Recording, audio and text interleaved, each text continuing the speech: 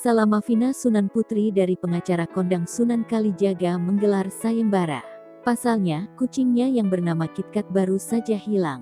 Mantan istri Taki Malik itu mengaku begitu kehilangan. Maka dari itu, dia meminta bantuan kepada warganet. Tak tanggung-tanggung, Salamafina Sunan siap memberi uang imbalan hingga 15 juta rupiah bagi yang menemukan kucing abu-abu smoke kesayangannya itu.